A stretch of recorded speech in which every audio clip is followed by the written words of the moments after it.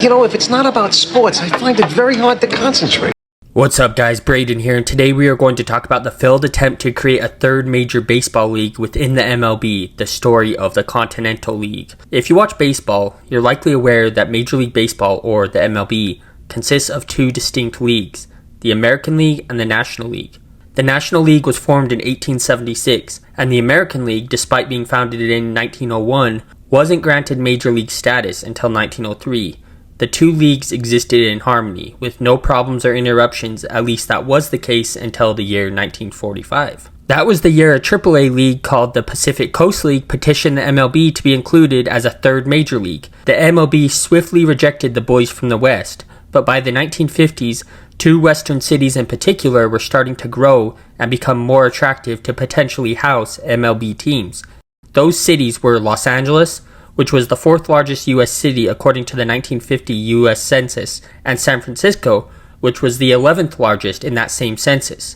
The NFL had already caught on to the fact that having a team in those markets was financially desirable, putting a team in LA in 1946 and accepting the San Francisco 49ers from the All-American Football Conference in 1950. By the 50s, many MLB executives and many baseball fans in general thought expansion westward was long overdue. And that's exactly what would occur in 1957. The National League lost both of its New York City-based teams, with the Brooklyn Dodgers moving to Los Angeles and the New York Giants moving to San Francisco, where they remain to this day.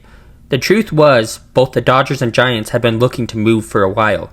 Their stadiums, which were Polo Grounds and Ebbets Field respectively, were aging, and because of that, attendance was dropping steadily. As I said in my Polo Grounds video, the place was built before cars were widely used, so parking space was minimal and a hassle to get in and out of. Ebbets Field, on the other hand, was small and unable to be expanded due to the lack of space. So with the loss of both of New York City's National League teams, the NL was left without a team in the Big Apple.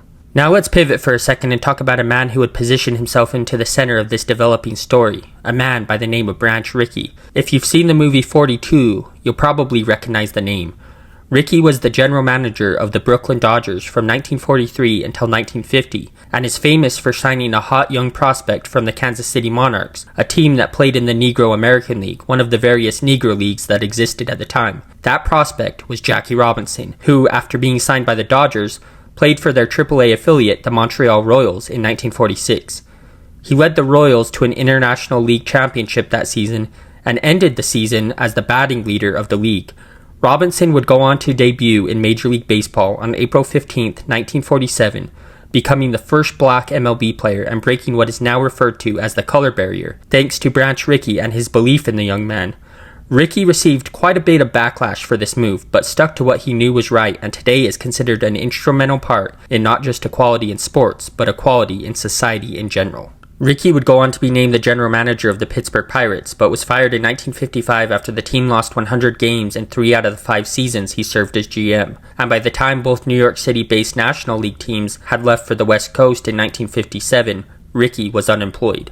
So that brings us to 1958, the year that the Dodgers and Giants would debut in their new cities. An attorney from New York City by the name of William Shea, yes, the same William Shea that the Mets would go on to name their stadium in honor of, came up with the idea of the Continental Baseball League, which would call themselves the, quote, third major league. The cities that would be given a team were as follows: Los Angeles, Denver, Minneapolis-St. Paul, New York City, Dallas-Fort Worth, Buffalo, Atlanta, and Toronto. Owners in each city were required to pay a fee of $50,000, which today would be about $553,000. They also committed to a $2.5 million capital investment, worth about $22 million today. A standard was set that each ballpark had to have a minimum capacity of 35,000. Branch Rickey was named president of the Continental League on September 13, 1959. Rickey announced the league would officially launch on April 18, 1961.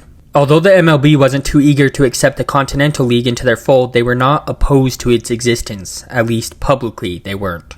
Privately, however, it is reported that Rickey faced a lot of opposition from owners in both the American League and the National League. As a reminder, the MLB had not expanded since 1903. They were very much stuck in their ways. Like I said before, they had previously rejected the AAA Pacific Coast League when they tried to get in. AL President Joe Cronin said, quote, "Just branding a league major doesn't make it one," unquote. This whole thing was starting to heat up, and the AL and NL knew they had to put the kibosh on the CL real quick. You see, they were worried about their top talent being poached by Branch Rickey and his friends involved in the CL. Rickey was already sending scouts down to countries in Latin America, and although this is common practice now, it wasn't really a thing back then. Baseball at the time was still very much a white man's game, with some exceptions, but not many. Another big selling point for players to sign with the Continental League was the fact that Rickey, seeing the opportunity that television would bring to sports, introduced a revenue splitting plan, where players would receive a percentage of television deals. The CL was starting to gain momentum, with wealthy backers behind it, and so the existing leagues took action. In 1960, the AL and NL made the CL an offer. They would expand, granting each of the cities in the CL a franchise in Major League Baseball. Here's how it would work. The NL and AL would expand by 2 teams each immediately, with the remaining cities getting a team later on in the future. The CL agreed and shut down operations, and the MLB kept their word. Kind of. The city of Buffalo still hasn't gotten a team in the MLB, but every other CL city has gotten one. Maybe Buffalo will get a team someday, but for now, they are still left outside in the cold, knocking on Major League Baseball's door, hoping to be let in. In 1903, when the MLB expanded to 16 teams, it remained that way for nearly 6 more decades, through 2 world wars, tons of changes to the game and the broader world in general. But in 1961, the AL gave the Minneapolis-St. Paul area a franchise, when the Washington Senators relocated and renamed themselves the Twins, obviously in reference to the Twin Cities. So technically it wasn't an expansion, but what was an expansion was the Angels. Like the Padres, the Angels were originally a minor league team, but they became a major league one in 1961, when the MLB expanded for the first time in 58 years. The name comes from the fact that Los Angeles is often called the City of Angels. In fact, Los Angeles means the angels in Spanish, so their name is literally the Angels. National League Baseball returned to New York City with the addition of the Mets in 1962. The Mets' first season was absolutely dreadful, going 40-120. Which set the record for most losses in an MLB season post-1900. At least that was the case until 2024, when the White Sox managed to outsuck the 1962 Mets. The Braves were not an expansion franchise, but rather another one that was relocated. They were the Boston Braves, then the Milwaukee Braves, and then in 1966 moved to Atlanta and became the Atlanta Braves, where they remain today. They've been a National League member since 1876, when they were playing as the Boston Red Stockings. Good thing they changed their name, because that would get very confusing. The Texas Rangers started out as the second iteration of the Washington Senators after the original Washington Senators moved to Minnesota in 1961. This iteration of the Senators also played in the American League and stuck around until 1971, when they relocated to the Dallas-Fort Worth area and began playing as the Texas Rangers in 1972. They won AL pennants in 2010, 2011, and 2023, and won the World Series in 2023 as well. The Toronto Blue Jays began playing as an American League expansion franchise in 1977 and would go on to win back-to-back World Series titles in 1992 and 1993. Since then, however, they've only appeared in the postseason 5 times. They were the second Canadian team in the MLB and became the only one after the Montreal Expos relocated to Washington, D.C. in 2004.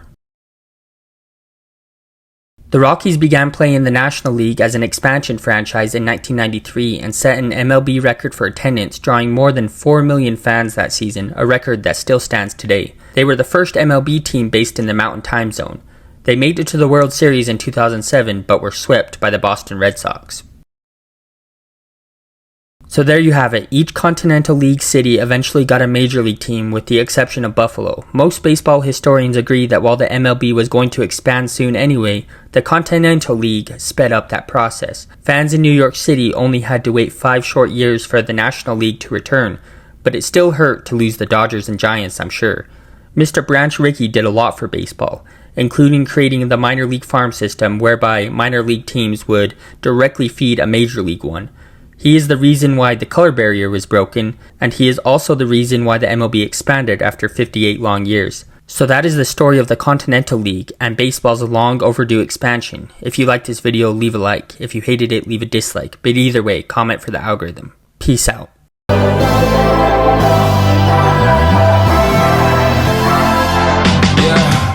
I can can never ever find the right words, and there's no way this is real life. There's no telling you're the right girl, so I can only say that it feels right. It feels right, it feels right, yeah. I can only say that it feels right. It feels right, it feels right, yeah. I can only say that it feels right.